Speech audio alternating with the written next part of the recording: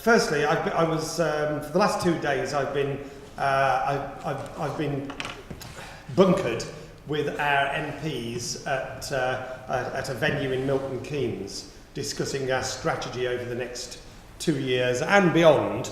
And one of the things that came out of the meeting was that in terms of our stance on being part of the coalition and our stance particularly on fiscal retrenchment and getting the deficit under control, that Labour have lost the argument, and that Labour have even stopped making the argument. So whatever we do now, we should not try to switch places with Labour and start calling for extra borrowing. We've already got a situation where the trajectory at the moment should peak, if we keep to our plans, at around about 93-94% of GDP. But if we lose focus on that, we could end up with debt well over 100% of GDP if we try to do an extra fiscal boost. And even Labour have lost confidence that they've got this right. So even though Ed Balls, a lot of people have been believing him over the last 2-3 years, that sense of belief in that strategy is actually starting to fade amongst the public as well. And the public are starting to think, actually, we're starting to suspect that Lib Dems have got it right on this. So whatever we do, we don't change course now, just at the point that we've pretty well won the argument.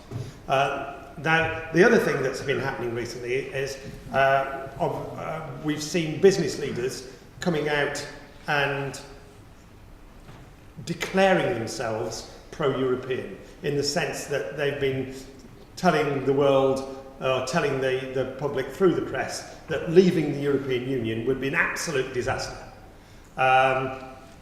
We also have seen opinion polls now which are seeing roughly 50-50 between coming out and staying in. And so if the inevitability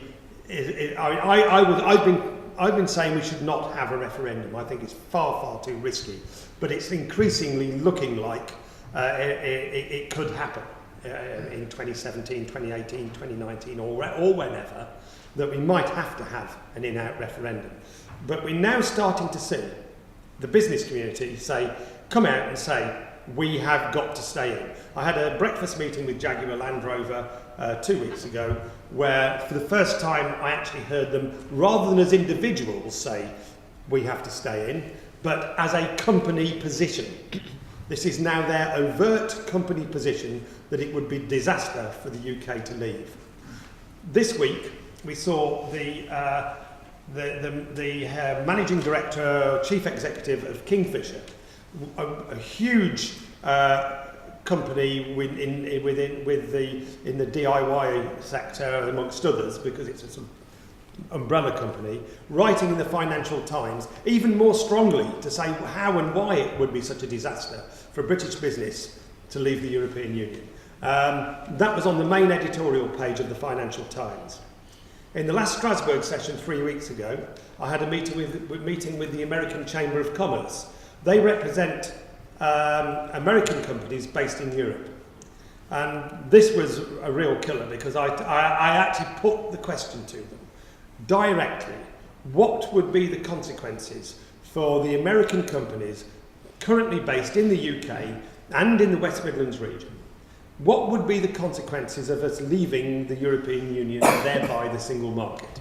They said quite categorically, they will move. They will leave. There will be no point in them remaining in Britain if Britain is outside of the single market. Now, what I'm coming to with all of this is we are just starting to see the beginnings of what will, I think, develop over the next year in a change in public opinion. And that public opinion, that change in public opinion, will be led by business. Business saying, your jobs are dependent on our participation in the single market. And this will gather speed. What we have to do, because we are already associated with a pro-European position, but we know that our MPs, our councillors, think that the whole mentioning Europe whatsoever in any of their literature is toxic. They have to actually change that view, because if we don't bring that sensible pro-European view into our literature, into everything into all of our means of communication with the electorate, we won't become associated with this change in opinion.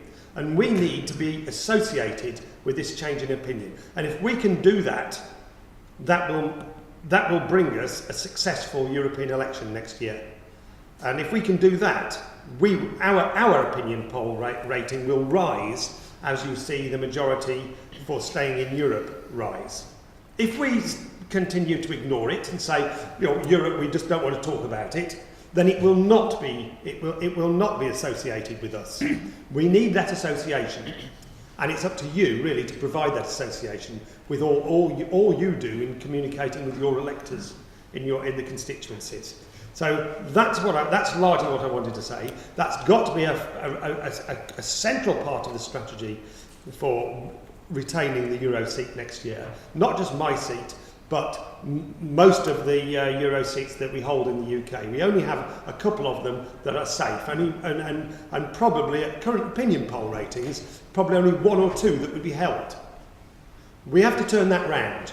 We can do it. We were only going to do it by talking about Europe and talking about it positively, and in the sense that business wants us to stay, that jobs are dependent on it. It is not a sentimental thing. It's a hard-headed, business-friendly approach. And if we take that approach for the next year, consistently, stay on message, then we will re-elect 11 MEPs next year, and I'll be one of them.